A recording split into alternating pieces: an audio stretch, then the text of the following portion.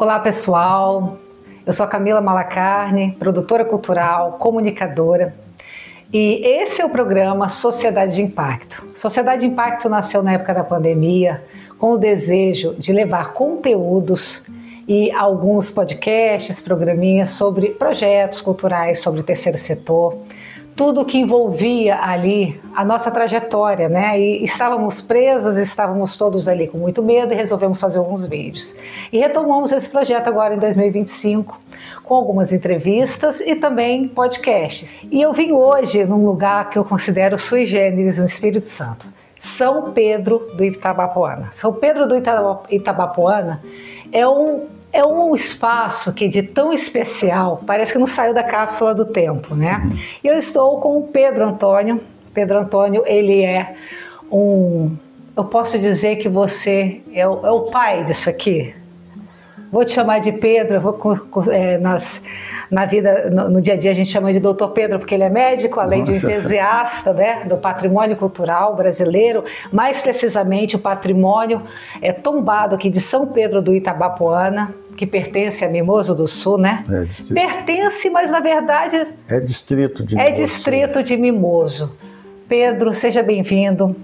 Eu agradeço muito a sua disponibilidade de falar sobre tombamento, de falar sobre registro de memória e de arte também, né?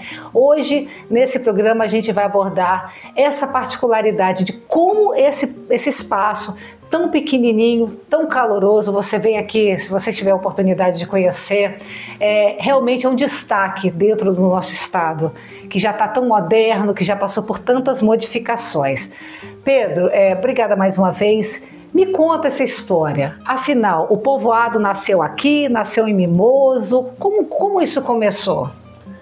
Bom, inicialmente eu quero agradecer essa oportunidade que nos é dado, né, de falar um pouco sobre o nosso sítio histórico e dizer que a primeira sede do nosso município, como município, foi aqui em São Pedro do Itabapoana. Esse é o marco zero, então, do então município. Enquanto município, né? Porque nós já existimos antes da nossa região, do nosso atual distrito ser município, através de um núcleo populacional às margens do rio Itabapoana, que era a Limeira, que tinha um porto, né? Que nessa época nós não tínhamos ainda ferrovia. Então toda a chegada da nossa região era pelas hidrovias, tanto no Itapimirim quanto no rio Itabapoana, nos rios, né? Que através dos rios se chegava do mar e se dirigia para o interior. Mas no período que o núcleo populacional era na Limeira, tinha um do lado do Espírito Santo, tinha um do lado do Rio de Janeiro, embora eles não fossem em frente um dos outros, né? Um do outro. Então, como município, só vai ser criado São Pedro do Itabapoana, já com desmembramento de Cachoeiro de Itapimirim em 1887. Sim. Nesse período, 4 municípios foram desmembrados de Cachoeiro, porque já se sabia que a próxima riqueza seria construída através do café, e então essa nossa região seria uma área de plantio do café, porque o café no estado do Rio já estava tendo um declínio de produção e já se tinha terminado o ciclo do ouro, né? Em cujo período o Espírito Santo não pôde crescer porque tinha acesso através dos rios às minas gerais de ouro. Então, esse desdobramento é de 1887, mas os municípios seriam implantados quando fosse construído as sedes administrativas. Então, efetivamente, São Pedro começa a funcionar como município a partir de 1890. Então, nesse período, Mimoso do Sul em 1892, passa a ser distrito de São Pedro do Itabapoana, né? Então, tem um censo de 1929, que aponta São Pedro do Itabapoana como o segundo município mais populoso do Espírito Santo, depois de Alegre, com a diferença de mais ou menos de 2.000 habitantes, esse 29. Então isso mostra o quão vertiginoso foi o crescimento do distrito de Mimoso do Sul a partir da inauguração da estação e do escoamento de uma imensa área de produção de café, de produção do café.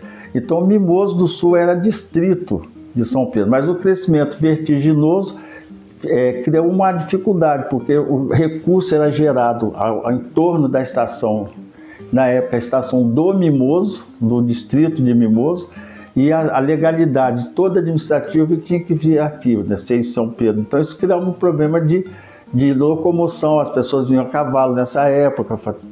Então houve o desejo de que a comarca fosse para Mimoso do Sul para manter unido, né? A própria regra do mercado, né, do comércio local, eu acho que isso, na verdade, se deveu à configuração, né, das próprias cidades que eram ali, atraíam seus comércios, né, sua dinâmica de crescimento para perto das ferrovias, né? E crescia justamente isso, assim, em torno da ferrovia. E no caso, a ferrovia que dava escoamento à produção da nossa localidade, São Pedro ficava a 18 quilômetros da estação mais próxima, que é a estação de Dona América, inaugurada antes da de Mimoso. Mas aí teve a produção da fazenda Mimoso foi muito grande, isso gerou muito recurso. Mimoso era considerada Eldorado. A Mimoso nasceu, na verdade, de uma fazenda, né? De uma fazenda. Primeiro foi comprada a fazenda que veio de uma sesmaria a partir da expulsão dos jesuítas, né, aqui em 1759. Então foi adquirida uma sesmaria, essa sesmaria do José Lopes Diniz, que vende para o capitão Pedro Ferreira da Silva, isso por volta de 1850, né, que aí o desenvolvimento veio, né? Certo. Então, São Pedro deixa de ser município a partir do dia 26 de novembro de 30, com a homologação do interventor João Punado Bley, já na fase da ditadura de 30. E no dia 2 de novembro, durante a missa de finados, que chegaram aqui 13 caminhões vindo de Mimoso Sul, fortemente armados, e foram nas repartições públicas, e levou toda a documentação, mobiliário, levou tudo para Mimoso. Então isso ficou registrado aqui em São Pedro Tabapuana como roubo da comarca. Literalmente tiraram o direito da cidade existir. Porque na verdade, segundo pesquisas do historiador Gerson França, em 1925 foi apresentado um requerimento à Câmara dos Vereadores para se fazer essa mudança legalmente, o que não foi aprovado. Então, com o respaldo da Revolução de 30, houve esse fato, né? Então isso deixou uma marca emocional muito forte aqui dentro de São Pedro Tabapuana, que é a questão do roubo da comarca. E pelo roubo da comarca, a partir do roubo da comarca, quer dizer, o sino que foi da igreja, que era na época fora da igreja, não tinha torre a igreja, na hora que foi ser batido para poder chamar a população, ele foi encontrado com uma rachadura, que até hoje ninguém apresentou nenhuma explicação científica, né, desse dado. Então, quando não se explica pela ciência, quem quer uma resposta vai encontrar no exercício da fé. Então, esse sino, que é um sino que consta que tem sido doado por Dom Pedro II, porque a nossa igreja aqui, ela tem São Pedro de Alcântara, que era o padroeiro da família imperial brasileira, o padroeiro do Brasil nesse período. Então, esse sino, um sino de bronze, foi rachado, então se criou várias histórias. Então são 4 ícones que nós temos aqui, que apontam para a singularidade do nosso distrito, que hoje é um sítio histórico, a sede local do distrito, que é o roubo da comarca, que é o sino que rachou, também a Revolução das Mulheres, que não aceitaram, não permitiram que os homens, que os soldados viessem aqui pegar.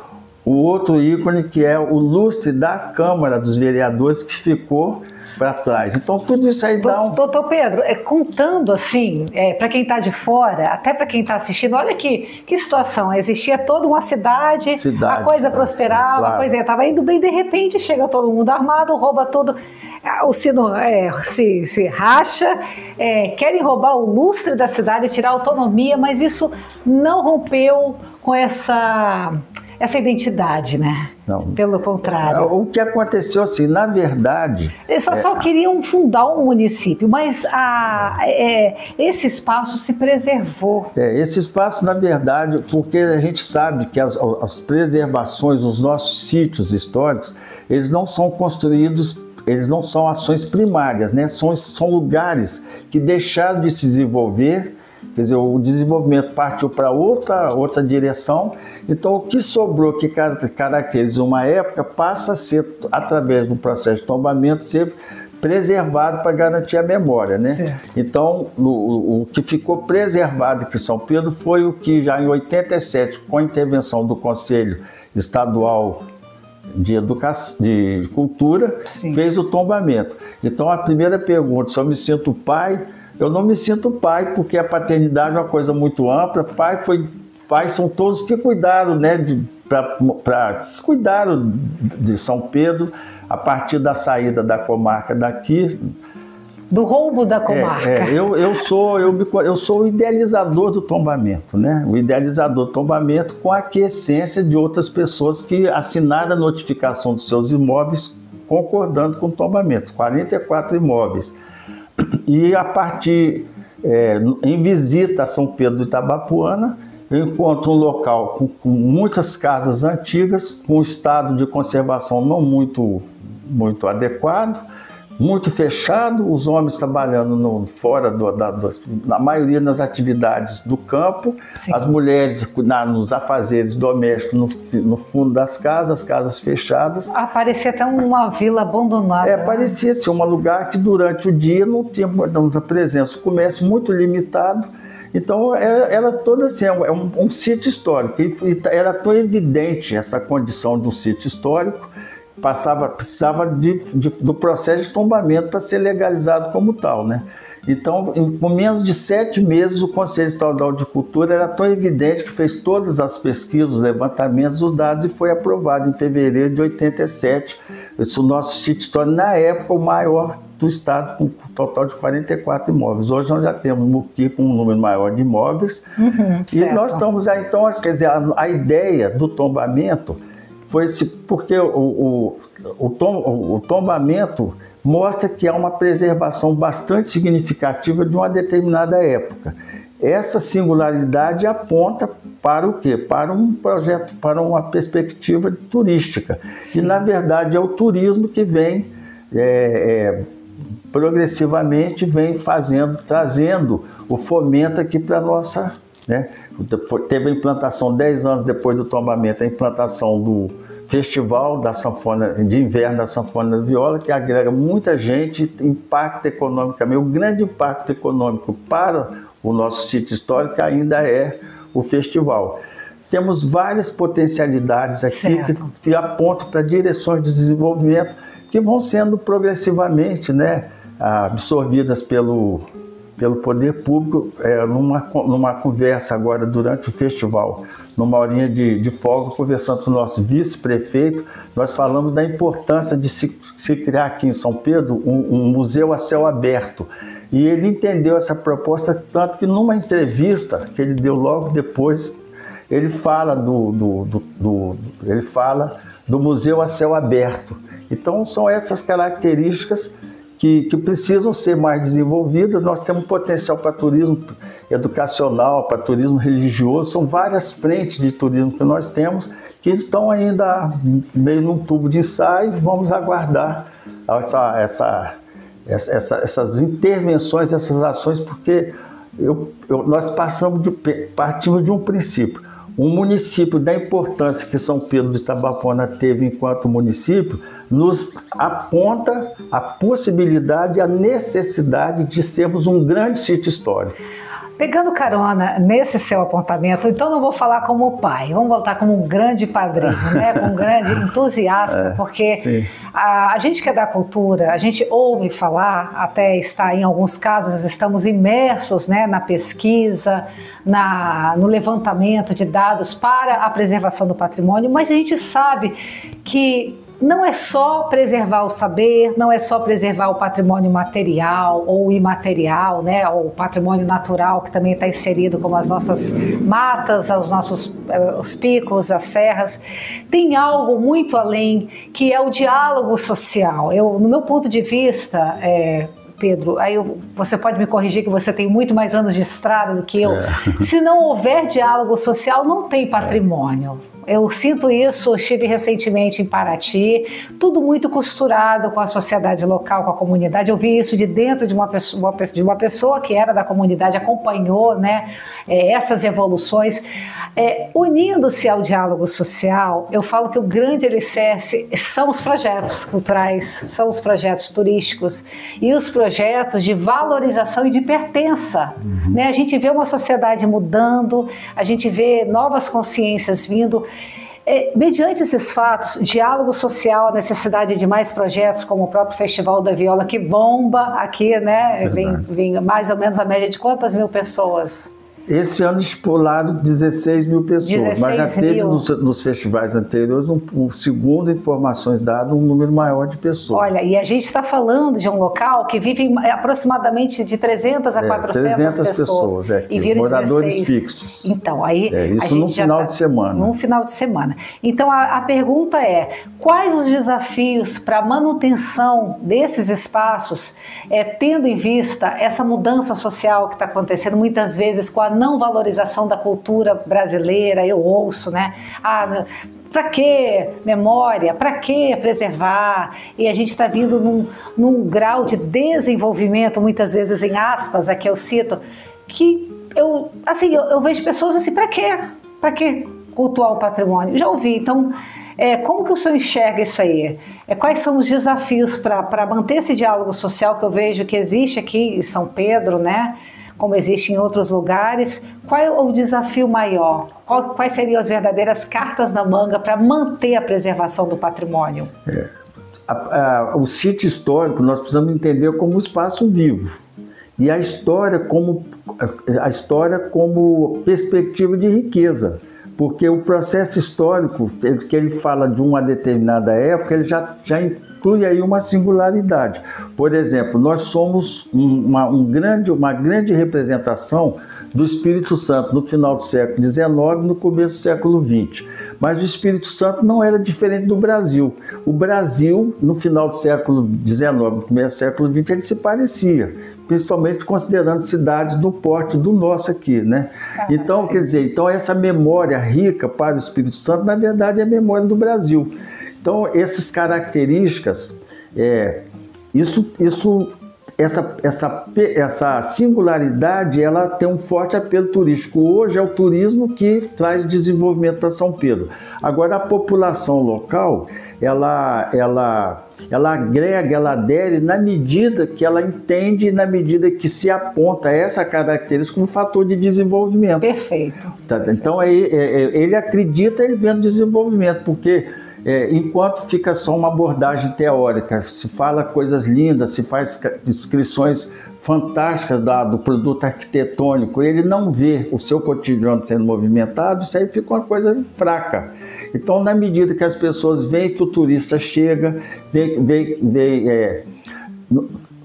nós temos várias ações locais que precisam ser desenvolvidas. Por exemplo, um trabalho de educação patrimonial, né? Esse é fundamental esse trabalho de educação patrimonial para as pessoas se darem conta disso. Urge mais ações de educação patrimonial em todo o Brasil.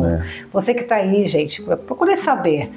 No seu município tem algum programa? Tem um programa de valorização, por exemplo, dos rios?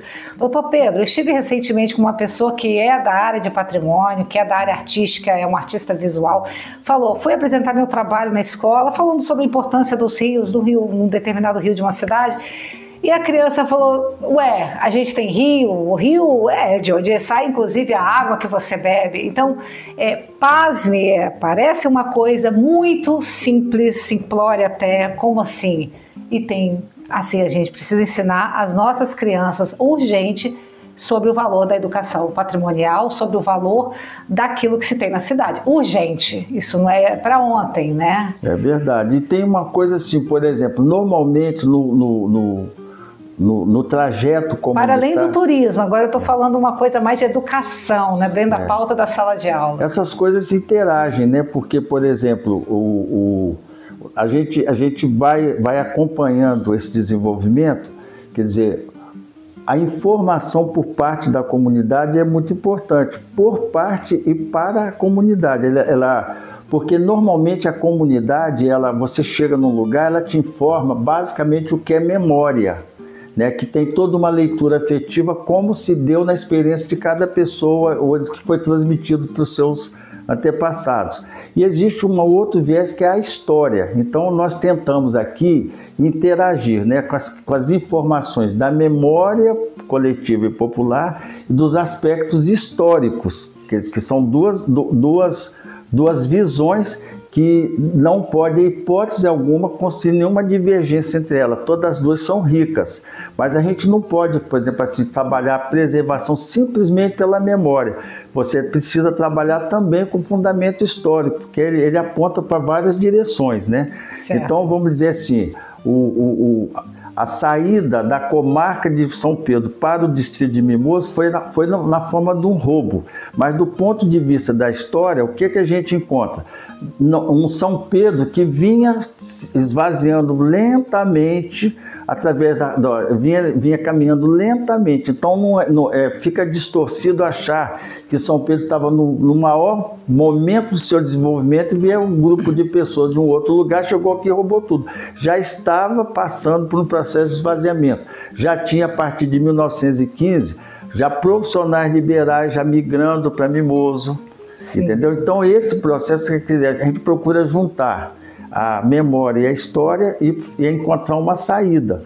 Por exemplo, o que a gente aborda aqui? O sofrimento do São Pedrense, morador daqui, foi tão grande, sofreu tanto, ele entrou num luto tão intenso, tão profundo, que alguns aspectos da cidade morreram nesse luto e poderiam ser mantidos vivos. Né? Então, por exemplo, fazendo aqui Bom, eu quero ouvir um bom exemplo. Dar um exemplo aqui. Por exemplo, todos nós estamos afetivamente construídos para resolver um luto de 6 meses a 2 anos.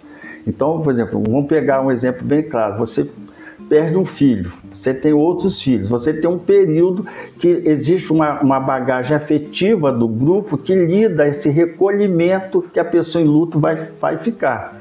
Só que isso tem um tempo, quer dizer, você perde um filho, mas você tem outros filhos vivos, né? Então, com o tempo, você retoma e vai seguindo. Sim. Se você ficar num luto muito prolongado, quer dizer, na verdade, os filhos vivos ficam sem a mãe ou sem o pai com quem ficar nesse luto mais do que o tempo mais ou menos esperado. Sim. Eu, fazendo esse tipo de analogia, eu percebo em São Pedro isso. O sofrimento foi tão grande com a perda da comarca que várias outras coisas que eram desse período morreram também. Quer dizer, muito material não foi guardado, né? Muito material, documento, objetos, né? E, na verdade, assim, o luto é um momento que você hipertrofia amor ao objeto perdido, você se distancia, de certa forma, dos vivos. E acabam também tendo um processo de perda. Então, mas de qualquer forma, por exemplo, o dia 2 de novembro foi o dia do roubo da comarca, né? Foi um roubo, foi um movimento sofrido. Então, nós estamos assim, tentando devagarinho, com a aquiescência, com o entendimento da comunidade, é o dia do grande luto. Quer dizer, por que nós não conseguimos até hoje, no dia 2 de novembro, nos vestirmos de luto? Mas 2 de novembro é o dia de finados? Isso acontece exatamente no dia 2? Exatamente, foi uma coincidência.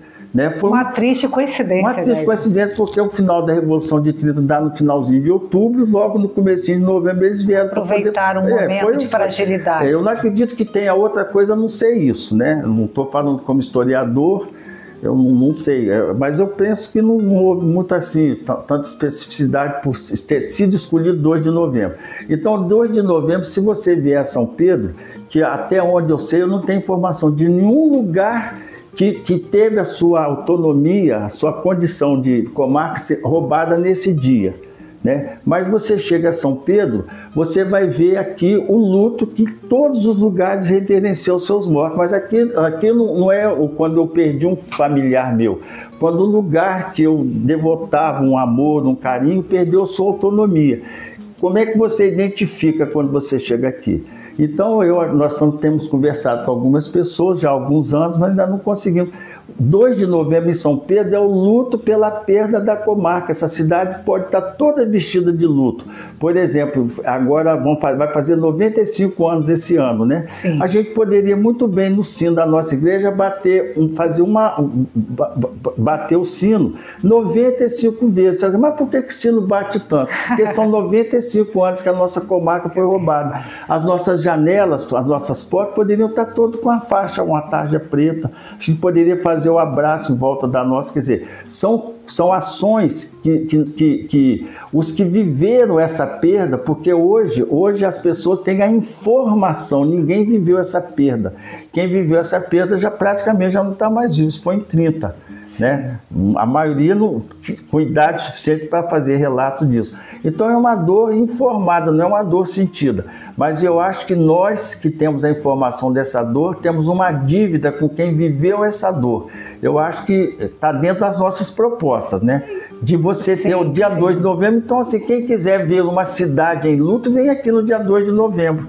Isso aí já atrai outras pessoas que vêm nos visitar e vêm viver isso com a gente. Ou então, doutor, ressignificar com essa gama de projetos culturais, né, que a gente já vê sendo atraídos, seja pela sanfona e a viola, que aqui inclusive tem concurso, né, tem um festival que inclusive revela sanfoneiros, né, ouvi da professora agora há pouco. Grandes talentos. Grandes talentos mirins, né, na faixa de 13 anos, 12 anos. Na atual escola. Na atual escola de sanfona e viola.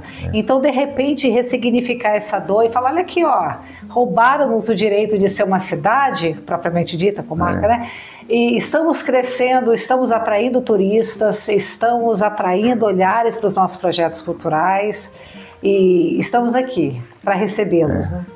A questão é a seguinte, se nós somos sítio histórico de um determinado município que teve, assim, parou naquele seu desenvolvimento, esse desenvolvimento se deslocou para outro local do município, quer dizer, nós temos uma riqueza, né? Então, vamos dizer assim, nós temos aqui em São Pedro Tabapuana a Maria Antonieta Tatagiba, que é considerada a mais importante poetisa dos capixabas do século XX.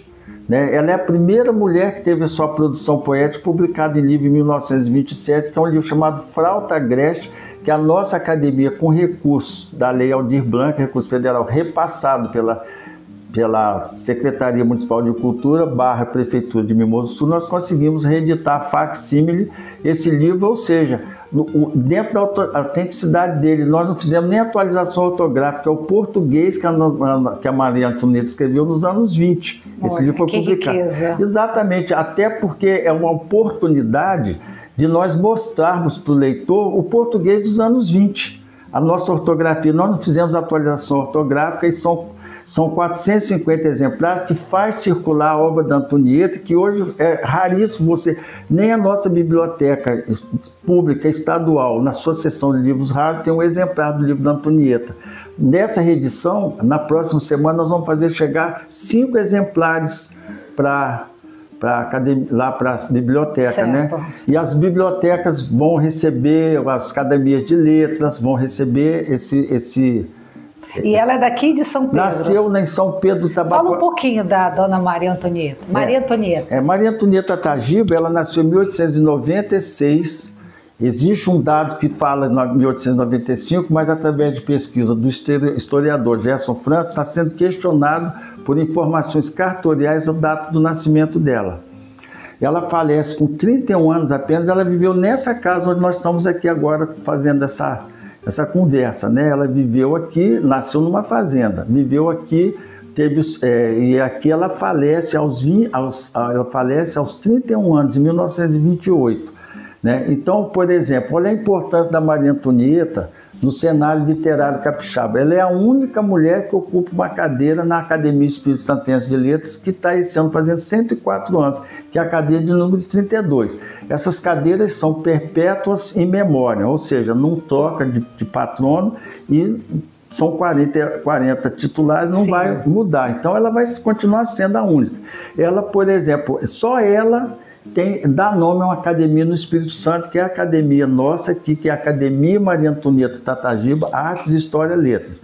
Por exemplo, o Dr. José Coelho dos Santos, né? Ele nasceu já em São Pedro em 1863, né? Filho de ex-escravizados que foram alforriados em Minas, vieram para cá. A mãe era uma raizeira.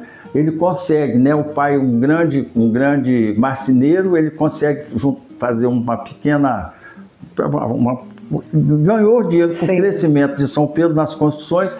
O doutor José vai para o Rio de Janeiro, ele se forma 1 ano e 4 meses antes da abolição, nasceu aqui em São Pedro, volta para São Pedro, foi médico aqui, passou para Campos. Depois ele foi vice-presidente do Espírito Santo no governo Jerônimo Monteiro, que eram 3 vice-presidentes, ele foi um deles.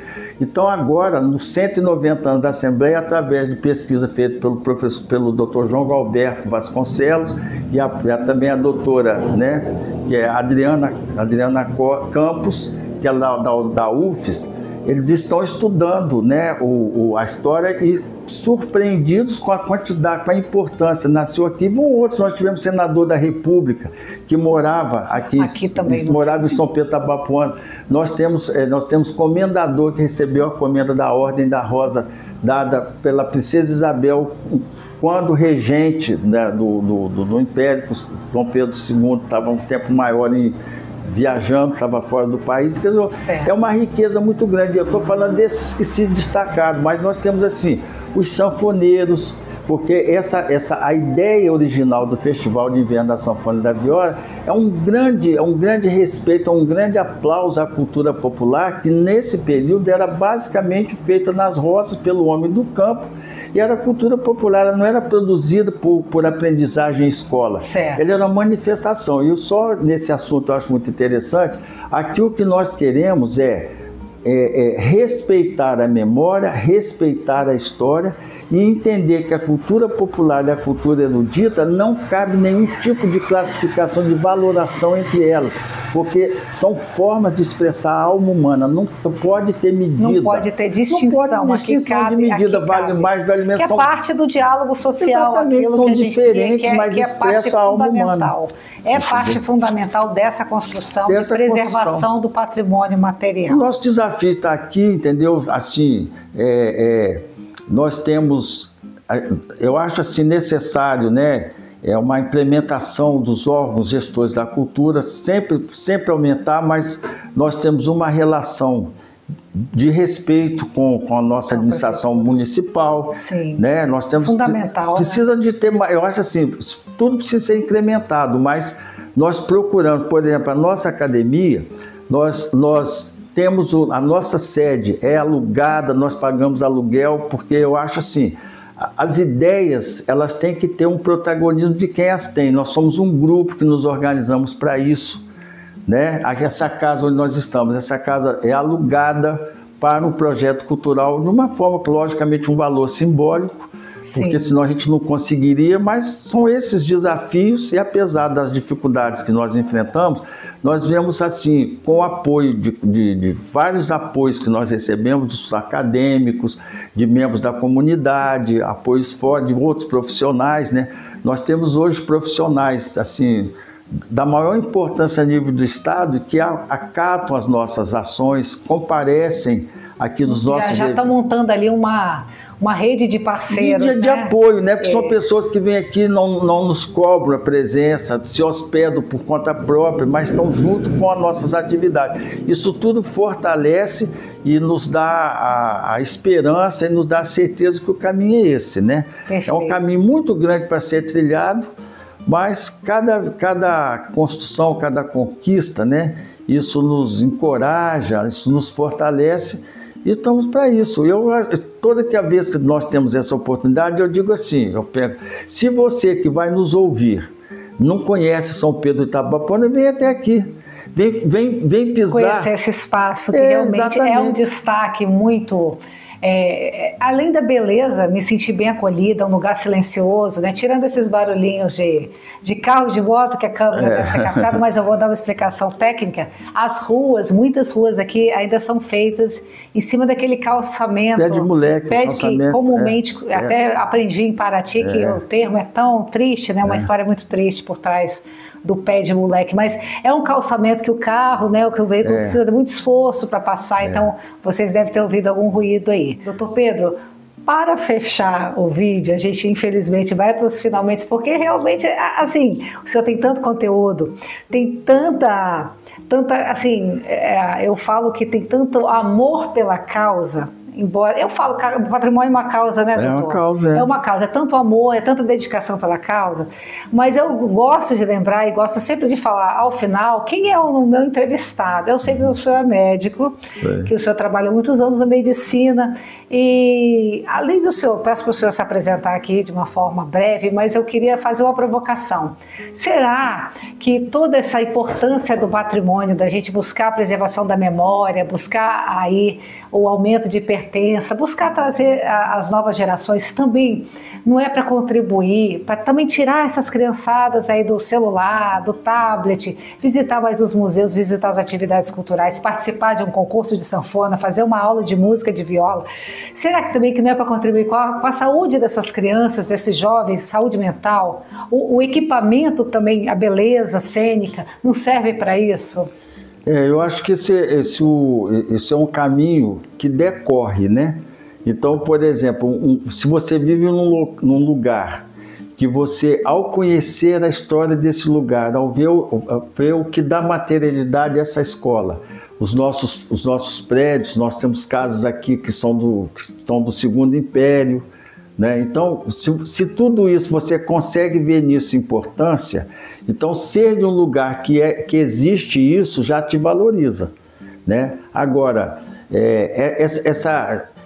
as ações que levam a um estado de bem-estar, né? O bem-estar, a regularidade do bem-estar na nossa vida é um preditor de saúde. Né? Você se sente fortalecido, como protegido né? Então eu penso assim, agora como fazer isso? Nós estamos usando aqui nós estamos construindo um método que agora já está sendo até visto, né, lá para o departamento de História da UFS, através da professora Adriana Campos, que nós chamamos de vivificação dos legados, né? Então, quando nós vivificamos um legado, é o que a nossa academia faz, nós somos provocados a isso, inclusive na forma do nosso estatuto. Quer dizer, vivificar é você atualizar atos, fatos e feitos de uma determinada pessoa, né? Hoje a Maria Antonieta, ela está presente no cotidiano daqui do nosso sítio histórico, né? Sim. Uma academia com o nome dela, ações que tem, né? A casa onde ela vive, que agora nós vamos dar visibilidade à cena urbana da casa, com uma boa faixa, com a foto dela, com o nome dela. Quer dizer, essa vivificação do legado mostra um período rico da nossa história, né? Então, nós vamos construindo. Trabalha, né, a questão da valorização da cidade e diretamente daqueles que estão nela. Então, quem vive num lugar que ela se sente bem, que ela gosta de estar, que ela interage positivamente com o lugar, isso é um lugar que traz um bem-estar, né? O bem-estar é uma condição básica para a saúde, né? Não tem condição de você ter saúde sem você ter um bem-estar. Não é só o bem-estar, mas o bem-estar é um ponto de partida, né? Sim, sim. Então,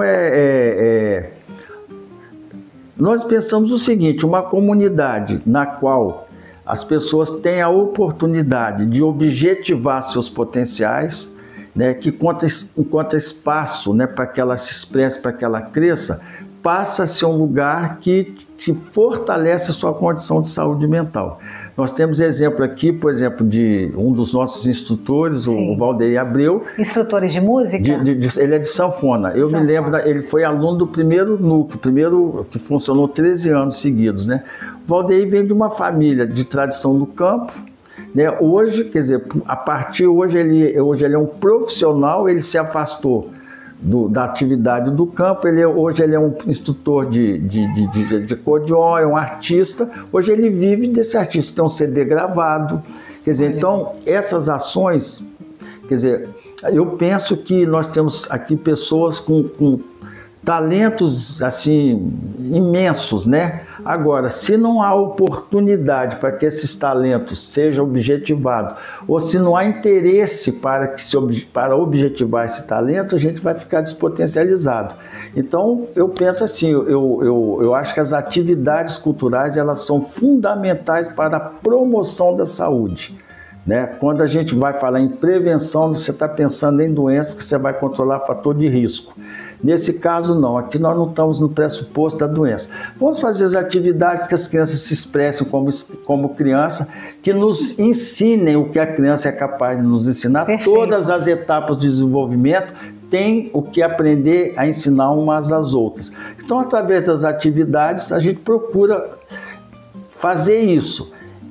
Fazendo isso, eu acho que a gente caminha para poder ter uma sociedade mais fortalecida, porque e mais aberta até a proteção, né, das suas riquezas. Só para fechar o seguinte, se você fortalece a sua identidade cultural, isso aí já é um passo para que você vá na plenitude da sua existência, porque eu penso o seguinte, a nossa existência ela nos foi dada para ser plena, né? Então todos os fatores que tentam a tirar essa perspectiva precisam ser abordadas e para que a gente siga uma vocação natural. O fluxo natural da vida. Fluxo natural da vida. Quem é Pedro? Bom, eu hoje tenho o privilégio de dizer que eu tenho 75 anos. Você combinou de não falar a idade, agora resolveu falar. Mas vou falar porque é interessante. Ou fala como Cora Coralina, tem todas as idades. Eu tenho 75 anos, mas eu tenho ainda nos meus 70, eu tenho meu primeiro mês. Eu tenho hoje pessoas que falam comigo, quando você foi bebê, eu cuidei de você. Eu falo assim, pois é. Os sucessos da minha vida estão prescritos no cuidado que você teve quando eu era bebê, que eu não me lembro desse cuidado. Uhum. Mas é importante, cada relação que vai se dando na nossa vida vai nos fortalecendo ou nos fragilizando, né? Então eu gosto de dizer que eu tenho 75 anos, principalmente para mostrar o seguinte, a velhice nossa, né, ela é uma etapa do desenvolvimento. Então, enquanto vivos, nós somos capazes de aprender. Então, eu gosto de dizer por isso, né? Eu gosto de dizer, claro que eu tenho algumas dificuldades que são comuns à idade que eu tenho hoje, mas eu continuo com garra, com desejo, né? O que eu acho que você não pode deixar fragilizar a partir da sua idade é a redução do desejo, né? A vida ela deve ser primeiramente motivada pelo desejo. A realização deles passa por várias outras questões. Mas aqui, a nossa academia, o sítio histórico de São Pedro Tabapuana, é esse desafio que no caso, eu me vejo me fortalecendo, lutando e enfrentando esse desafio e tendo o privilégio, o prazer das vitórias que elas também surgem, né? E no fundo, a gratidão por todo um conjunto de coisas que nos garante as vitórias que a vida vai nos construindo. Pedro, eu tenho muito a agradecer, a minha equipe aqui do Sociedade de Impacto. Foi uma conversa tão leve, foi algo tão rico, né? A gente não falou aqui de tombamento, a gente não citou número de tombamento, eu vou deixar aqui na descrição para aqueles que queiram, né? Ir além nas suas pesquisas, que queiram visitar, inclusive, São Pedro do Itabapuana, que venham conhecer a região, que conheçam Mimoso também, a cidade é muito agradável. E mais uma vez obrigada por tanto conhecimento, por tanta energia positiva em deixar um recado que é válido por todas aquelas cidades que estejam passando, inclusive nos seus processos de tombamento ou registros, né, caso se aplique aí o patrimônio imaterial. Que tem essa gana, né? Que tem esse desejo, esse amor e essa vontade de deixar pertencer aí a memória, chamar os mais jovens, né? Respeitar ali as individualidades do erudito, do popular e convergir valores para a manutenção do patrimônio material e imaterial. Muito obrigada, doutor. Eu que agradeço a oportunidade.